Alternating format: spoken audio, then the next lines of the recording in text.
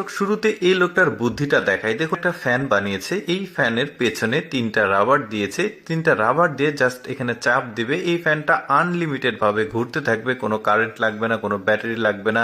এটা থেকে কিন্তু নতুন কিছু আবিষ্কার করা যেতে পারে, বেশ চমৎকার। এরা দেখুন বাড়ি বানিয়েছে, আর বাড়ি বানানোর যে উপকরণ সেটা দেখলে একদমই অবাক হয়ে যাবেন। এগুলো ভুট্টা ভুট্টা এবং কিছু বীজ রয়েছে, এই বীজ দিয়ে পুরো বাড়ির নকশাটা আর ডিজাইনটা করেছে।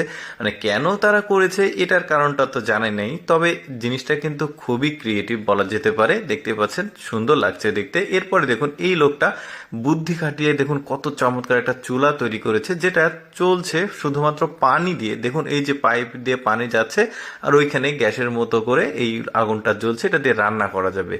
এরপরে এই মহিলাটার বুদ্ধি দেখুন, ছবি আঁকাচ্ছে জাস্ট এই ডালে, সম্ভবত রং লাগিয়েছে, কালো রং দিয়ে সাদা একটা পেপারের উপর চাপ দিলে গাছের ছবি অঙ্কন হয়ে যাচ্ছে। কি চমৎকার দেখুন, সহজ উপায়ে এত সুন্দর একটা ছবি তৈরি করেছে। তারপরে দেখুন এই মহিলাটার বুদ্ধি দেখুন, এই লোকগুলো পানি তুলছে মাটির নিচ থেকে, দেখুন কি চমৎকার একটা উপায়ে।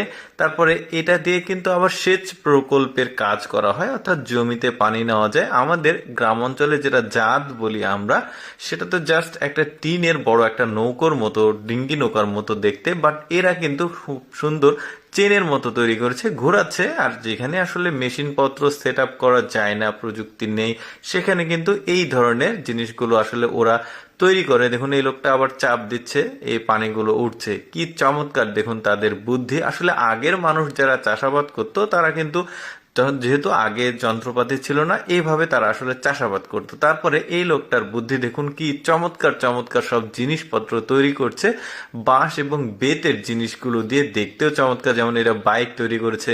তারপরে এই জিনিসটা দেখুন, সবজির যে গাছ বা ডাল রয়েছে সেটার সঙ্গে কুঞ্চি বা যে কোনো বাঁশ লাগানোর জন্য এই টেপের জিনিসটা খুবই চমৎকার। এটা কিন্তু একদমই নতুন দেখছি আমি, ভালো লাগছে, কিন্তু খুব সহজে কাজ করা যাবে। এরপরে দেখুন এই ক্যাপের সাথে ফ্যান তৈরি লাগিয়েছে। এখন দেখুন যেখানে মানে রোদ বেশি গরম লাগবে, এই ফ্যানটাকে ব্যবহার করা যাবে, ক্যাপটাকে আর কি। তারপরে দেখুন এই লোকটা পানির স্রোতকে ব্যবহার করে আটা ভাঙাবে বা গম ধান, দেখুন ওই যে স্রোতটা আসছে এসে এই চাকার সঙ্গে বাড়ি খাচ্ছে, এই চাকার সঙ্গে কিন্তু ওপরে যে ঘর রয়েছে সেখানে এই যে ধান বানা বা আটা কোটা যে জাঁত যেটাকে বলা হয় গোল বড়, ওইটা দেওয়া আছে। এখন এখানে গম দিচ্ছে, এই গমটা ভেঙে এটা আটা তৈরি হচ্ছে। নিচে ওই পানির স্রোতে কিন্তু চাকাটা ঘুরছে। এই যে দেখতে পাচ্ছেন এটা ঘর, এটা চালন বলি আঞ্চলিক ভাষায়, আটা চালা, যেটা ময়লা আবর্জনা পরিষ্কার হওয়া।